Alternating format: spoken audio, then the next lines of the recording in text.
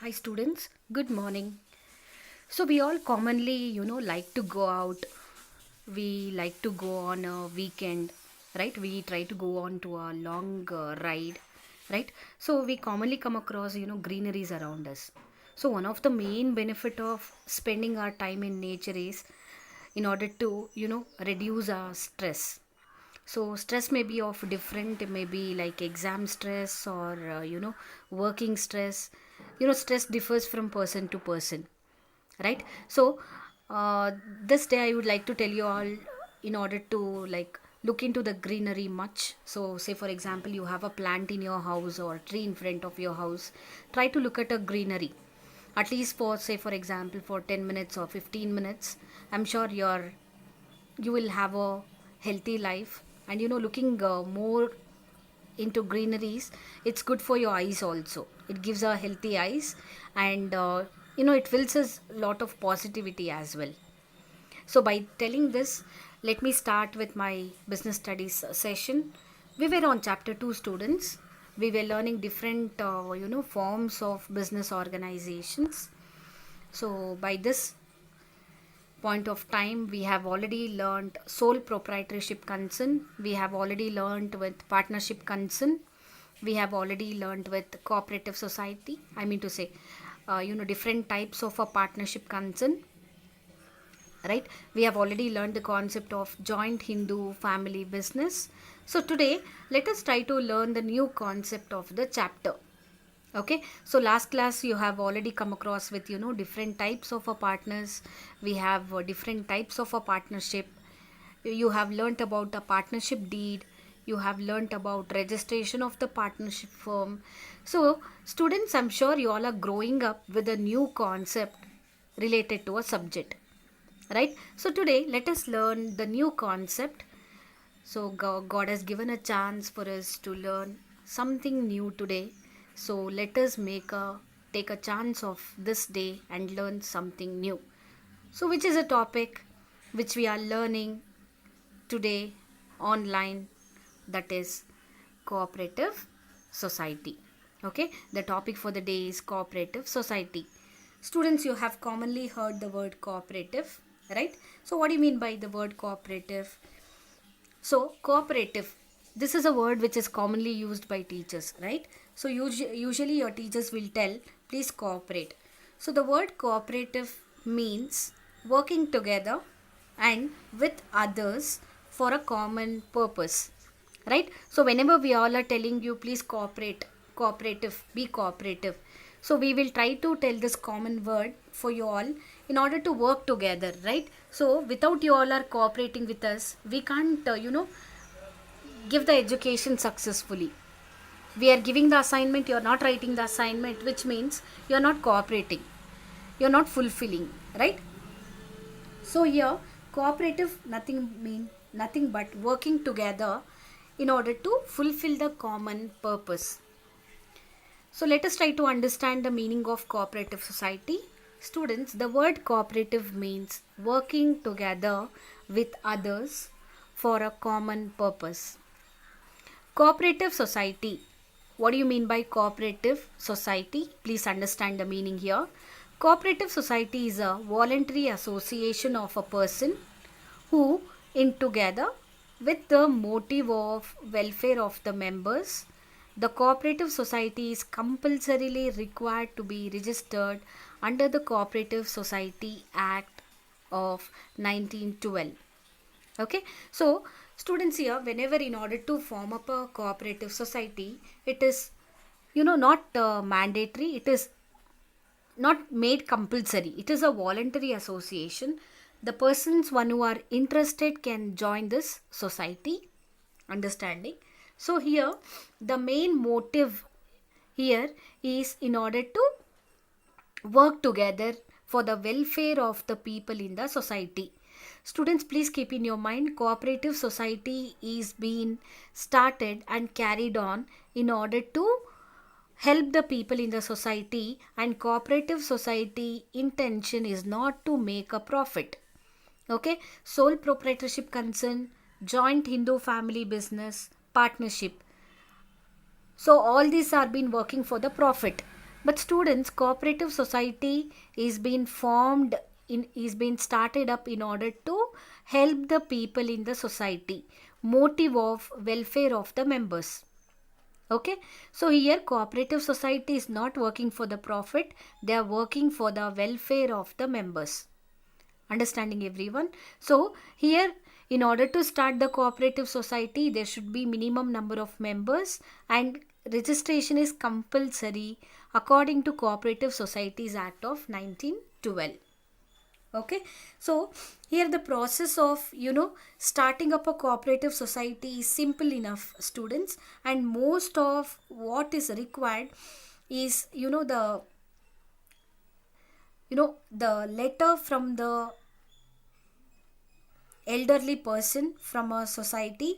So the capital of the society, capital is nothing but the initial investment. Students, you are also learning in accounts, you know that. So the capital of the, in order to start the society, is raised from its members through the issue of the shares. So the society acquires a different legal identity after its registration. Understanding everyone? So let us try to understand some of the features here. So some of the characteristics or some of the features of cooperative societies are like this. It is a voluntary membership. Students, here, in order to join the cooperative society, it is free to join the cooperative society, and if person is not interested anymore, anytime the person may leave the cooperative society. Okay, it is not compulsory for him to join or quit the society. The procedure for a member is required to serve a notice before leaving the society. Okay, so there is no compulsion to remain as a member. So membership is open to all, irrespective of their religion, caste, and gender. So there is no the obstacle here may be a person, no matter what is a religion, gender, or a caste. Even a man can work for a cooperative society, or even a woman can work. Okay, so what is the legal status of the cooperative society? Students, I told you all, registration of a cooperative society is compulsory. Okay, it is according to the Cooperative Society Act of 1912, registration is compulsory. So the cooperative society has to mandatorily register. Okay, so once the cooperative society is being registered, it will have a separate identity. Understanding? It will have a separate identity which is different from its members. Okay, so once the cooperative society, the owner and the cooperative society are being treated as a separate identity. Okay, separate entity. Okay, the owner is different from cooperative society. Understanding? So they have a separate identity to the society, which is different from its members. So registration of a cooperative society is very much compulsory. Any cooperative society is being started, it has to get itself registered. Clear to all? Yeah, the next point is limited liability. Students, one of the greatest feature, the characteristic feature of cooperative society is the members of the cooperative society will have a limited responsibility. Okay, so say for example, I have invested the 1 lakh rupee on cooperative society.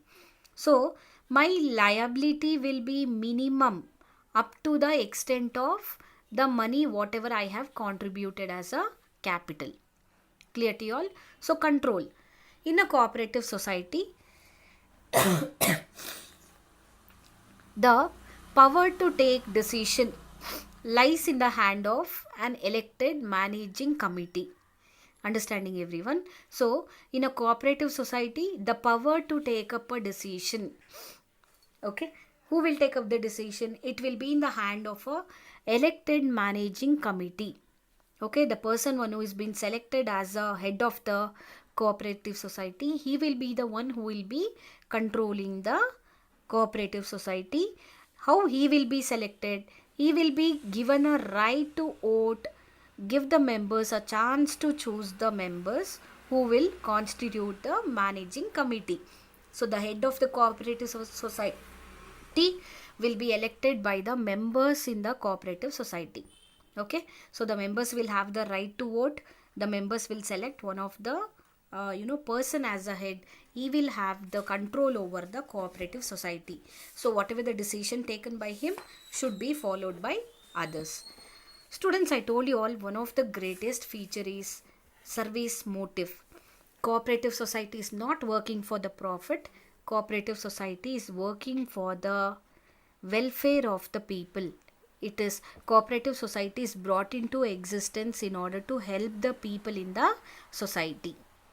Understanding everyone? So here it's definitely help the people in the society. The main intention is to help the people, not to earn the profit. So these are some of the features of cooperative society. Students, it's time to understand some of the merits of cooperative society.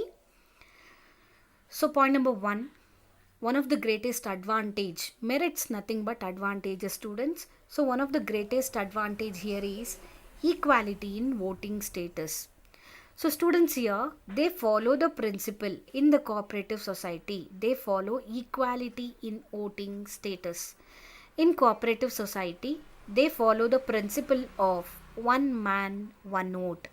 This will govern the cooperative society. Each member in the cooperative society, they have the right for voting. Okay, they are entitled for the equal voting rights. No matter whoever the member, there is no discrimination among them with related to their religion, caste, gender, whatever it is. So each and everybody will have a equal voting rights. Clear to you all? Limited liability. Point number 2 is limited liability. I told you all, students, one of the greatest advantages limit liability of a member. So the liability of a member of a cooperative society is limited to the extent of their capital contribution. So I told you all example, give you all example, students. I have invested 1 lakh. So my capacity is to invest 1 lakh. So my liability, my responsibility will be of limited extent to the capital contribution I have made. Got it? So students, the next advantage we have is a stable existence. So students, here the cooperative society will have the stable existence. So what do you mean by the stable existence? Any death of the member, say for example a person is no more, or the person met with an accident, person is not keeping well. So here the death, the insanity, the incapability of the members will not affect the continuity of the cooperative society. Okay, say for example 1 or 2 person is no more able to work for the cooperative society, it will not affect cooperative society. So the society will therefore operate without any effect in the change of the membership. Understanding? Say for example, you may ask me, ma'am, the head of the cooperative society is getting retired. Okay, the head of the cooperative society may get retired. No doubt in that, once after the particular age, they have to get retired from the job. If in this situation, again they will have the voting session. They will elect the, right person for the being the head of the cooperative society, and they will continue working as a team. Understanding? So 1 or 2 person is quitting from the job, it will not affect the cooperative society continuity. Clear to you all? Yeah. The next point we have is economy in operation. So students, here expenses may be like salary, wages, transportation, communication, advertisement are minimum in the case of cooperative society. Okay, because students, one thing keep in your mind, cooperative society is not working for the profit.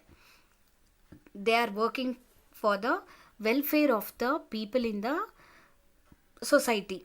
Okay, so you have commonly seen this government provision store, where they are trying to give you the food products at a very minimum rate. We have a food cooperative society, right? If you have your ration card, they are trying to give you the food grains, right? So ace of formation is nothing but how to start up a cooperative society.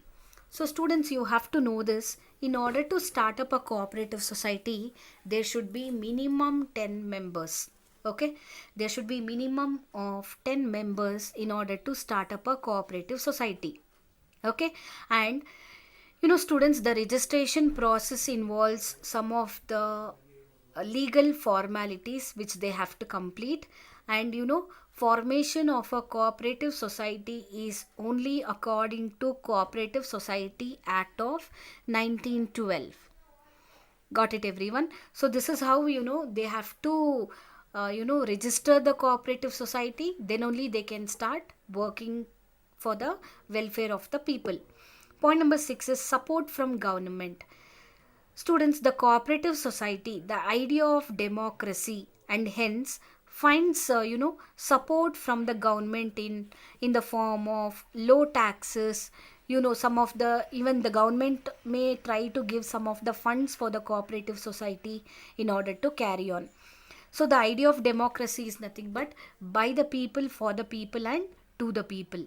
So here, because it is working for the welfare of the society, cooperative society will always get a support from the government. They may get a low taxes benefit, they may get subsidies on their food grains, and so on. So all these are the support which are being extended by the government to the cooperative society. Got it? So these are all some of the advantages of a cooperative society. Got it, students? So now, what are the limitations, what are the disadvantages, students? So whenever we have advantages, you all know it is being followed by the disadvantages. Disadvantages, limitations, demerits means the same thing. Okay, yeah, students. Now let me give you the first demerit or disadvantages of a cooperative society. Student, the first disadvantage we have is a limited resources.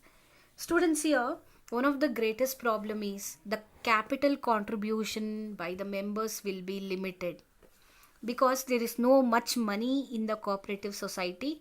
The low rate of dividend offered on the investment also act as a deterrent in attracting the membership or more capital from the members. So here, if members are not ready to contribute, the cooperative society will not have much money. If there is no much money, without money you can't do anything, dear students, isn't it? Yeah. The next point we have is inefficient management. So here, cooperative society is managed by the elected members, and who may not be very good in managing the cooperative society. Managing the cooperative society is not an easy task. Managing the cooperative society, there are different people in the cooperative society. All the different people has to work. In order to make this different people to work, the manager should be perfect, isn't it? So here, it's a duty of the elected member, in order to be very efficient. If he is not having sufficient experience, if he do not know how to manage the people, it would become very difficult, isn't it? And moreover, because there is limited resources, the cooperative society may not be afford to employ take a new person into the job, with where even they may not be able to pay the high salary for him. Okay, the next point we have is lack of secrecy. Students, as a result of whatever happening in the cooperative society, they try to discuss in an open meeting. Okay, so they try to discuss everything in the open meeting. So if that is a situation, you know it is very difficult, because if there are 50 people in the cooperative society, it will be a open table meeting. So it may be difficult in order to maintain the secrecy, because anyone may reveal out the secrecy of the business. So this becomes one of the disadvantage. Okay, so what is the next point we have? Next point is a government control. Students, I told you all, cooperative society is working for the welfare of the people. So whenever cooperative society is working for the welfare of the people, it always, I told you all, one of the advantages government support, but it is sometimes it may also act like a disadvantage, students, because it suffers from excessive rules, isn't it? Excessive rules, because the government is funding the cooperative society. Government may give its set of rules and regulations which is related to books of accounts, especially the auditing of accounts, submission of accounts, in order to check whether the cooperative society has the sufficient money or what, where is the income, where are the expenses. So all these things has to be checked out, which try to give a negative impact, which will try to negatively affect the cooperative society. And the cooperative society will lose its freedom of operation, because everything has to be given, every report has to be given to the government. So this becomes one of the disadvantage. So students, the next point we have is difference of opinion. So students, whenever I'm talking about the cooperative society, there are different set of people, different members will have a different opinion. So I may have one opinion, the other may have a different opinion. So we commonly, we all are humans, right? We have different taste and preferences. We have different thinking capacity, isn't it? So the members of a cooperative society are from a different section of a society, so with different viewpoints. So here the personal interest may dominate, which result in the conflict, which result in the confusion in the cooperative society. If there is difference of opinion, this may bring a fight among the members. If there is a fight among the members, there'll be no unity. If there is no unity, that the cooperative society may not be carried on in a successful way, isn't it, students? So all this becomes a problem, isn't it, everyone? So all these are some of the disadvantages of a cooperative society. Is it clear to you all, students? So what did we all learn today? So today we have learnt about cooperative society, right? We have learned the meaning of cooperative society, features of cooperative society. We have learnt some of the advantages. We have also learnt some of the disadvantages of cooperative society, dear students. I want you all to complete